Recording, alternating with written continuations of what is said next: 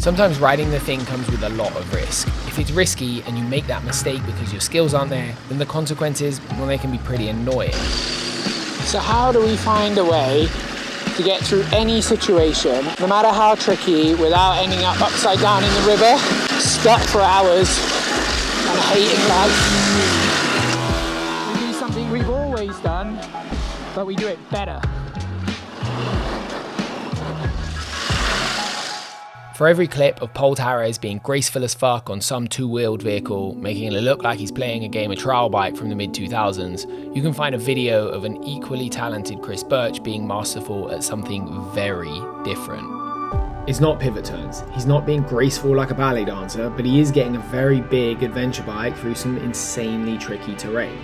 Now, the internet would have you believe that the KTM 890s and 1290s have no place being in a mud bath, but there is some very good learning to take from Chris's video. Just sometimes having beautiful, deft, feet-up trials technique is the wrong technique for the situation. If you watch a little extreme enduro or a lot of traditional time card enduro, you'll start to notice that when the going gets steep, messy, deeply rutted or relentless, the riders all sit down and start paddling. The key here is that this is both a perfectly valid technique, but also it is a technique, which means that you need to be as good at it as you can be to get the most from it.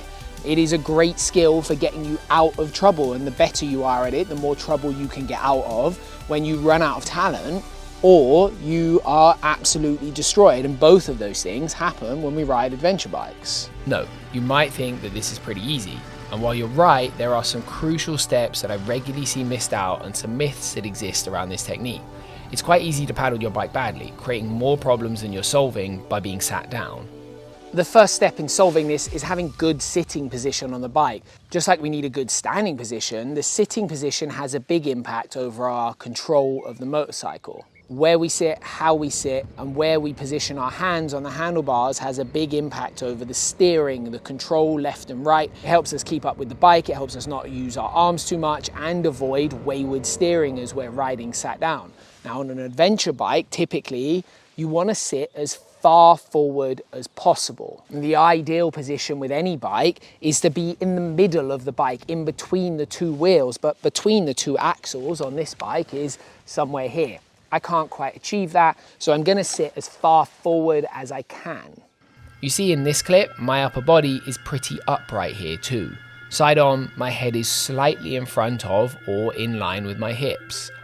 This is situational dependent, mostly related to how much I'm accelerating and a little bit to your own anatomy. The biggest difference to road riding is that my hands are on top of the grips, not on the backside.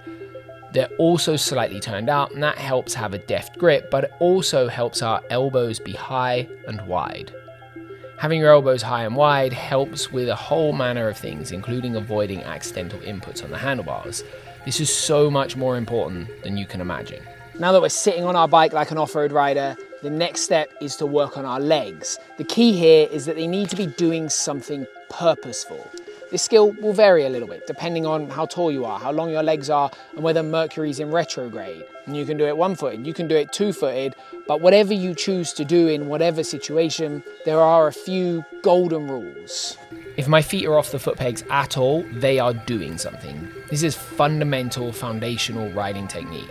The most common mistake is the leg dangle, where it hangs in the ether hoping something happens. The problem with this really is strength. When our leg is behind our hip, it provides no support, so when we need it, it is not helpful. Also, it has a tendency to drag us towards the ground. So firstly, our legs need to move forward of the foot pegs at all times, preferably in a walking motion. Big steps going forward is the key to this and very helpful.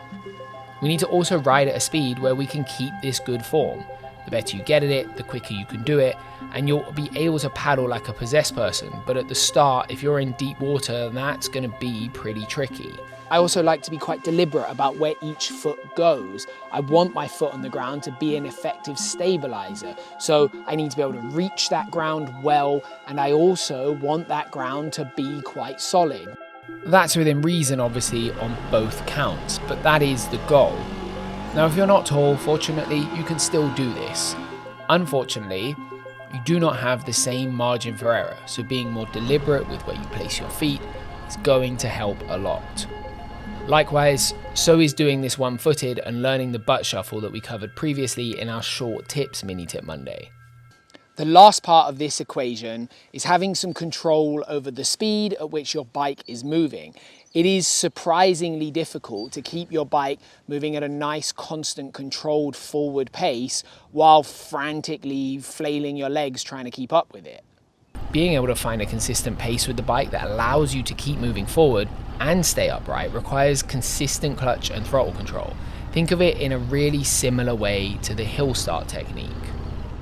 Now that you've reached that level of master rut paddler and you're exceptional at flailing your legs after your bike, there is one more thing that is always important to consider, and that is that paddling is really hard work. Lifting heavy boots full of water, mud, or both is tiring, and doing this for miles or hours is gonna kill you. It's a technique for when other technique is beyond you, but I'd still recommend doing your best to improve your technical skills too. Both have a time and place. If you want to see more MiniTip Monday, check out our Patreon, and otherwise remember, life's better when you're riding.